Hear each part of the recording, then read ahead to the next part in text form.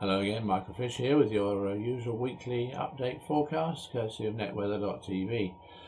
Now, it's a very important week coming up for most of you, I think, because it's the half-term week, and that often means torrential rain, blizzards, gales, and everything else under the sun. This time we have some forecasters already using the expression Indian summer. Not sure how sunny it's going to be, but I think it certainly is going to get quite a good deal warmer during the next few days and into next week. Now, that expression, Indian summer, actually dates from 18th century North America, nothing to do with the Indian subcontinent. Used to be called St. Martin's summer here in the United Kingdom until the last century, and it still is called St. Martin's summer across many parts of Europe. In the easternmost parts of Europe, it's sometimes called Old Lady's summer. But whatever it is, it means some quite unseasonable warm weather.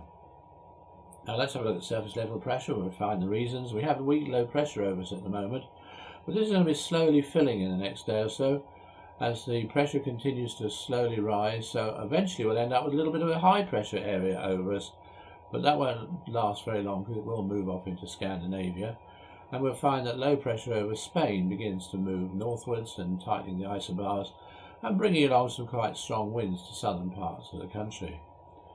That low then moves away and we have a cold for a time. That's an area between two highs and two lows. And then after that, it looks as if a ridge of high pressure will move down from the north. There's going to be an intense high over Greenland, 1,040 plus millibars. That'll come ridging down from the north, but with low pressure still around the area of Biscay, again we'll find strongish easterly winds picking up across the south, but at least at this time of the year those winds are going to be fairly warm.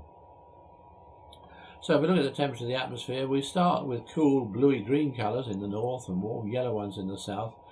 And that warm air pushes north and squeezes out the cooler air during the next few days.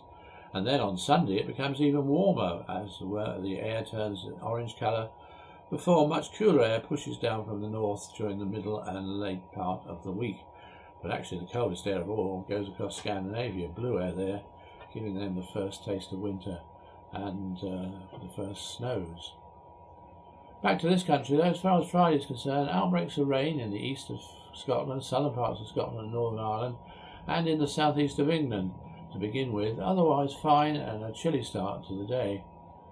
Now that rain in the extreme southeast will become heavier, especially in Kent, and the rain over Northern Ireland will tend to die out and that over Scotland become lighter.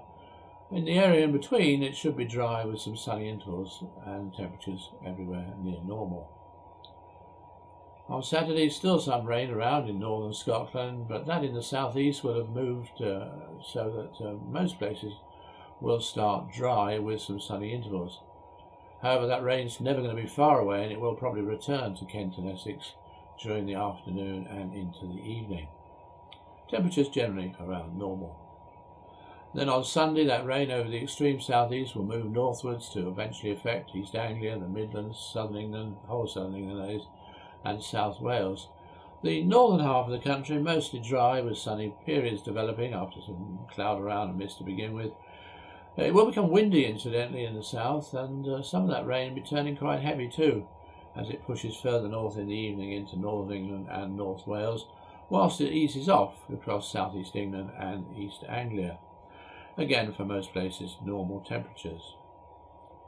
On Monday it'll be wet, or soon becoming so, across Scotland and Northern Ireland, whereas for England and Wales, after some early brightness in the south, it does look as if it's going to be a pretty cloudy day, a little bit of rain here and there, the odd light shower too, and away from shelter spots it's going to be, especially hills too, it's going to be misty and murky as well, but it will become warm and humid, and it does look as if there could be some rain in the north. No, sorry, it does look as if any rain left in the north will ease during the day. Then on Tuesday, a dull start with some little bits of rain and drizzle in places. And it will stay fairly cloudy in many places, I think, but and locally damp and rather misty and murky, especially around some hills and coast. But inland and in shelter spots there will be some bright spells, and it will become warm, especially in the south. On Wednesday, some rain around in the northeast of England and eastern Scotland, otherwise the whole country really, a bit on the cloudy, murky, misty, damp and drizzly side. But again, sheltered spots becoming brighter with some sunshine. Breezy in the south, but fairly warm too. In fact, could be very warm where you get any reasonable amounts of sunshine. And then for the latter part of the week, it looks as if it's going to stay very similar in a way. Mostly dry, a fair bit of low cloud and mist and murk around, but good sunny spells as well. But if anything, after a warmish start, turning a little bit cooler. Well, not too bad, as I say. It will be marginally sort of bordering on an Indian summer. If nothing else, it looks for half term as if most places will be a good deal warmer, but there will be some rain around at least to begin with. Second half of the week, probably the best of all. Anyway, I'll be back this time next week with an update. Until then, goodbye from me.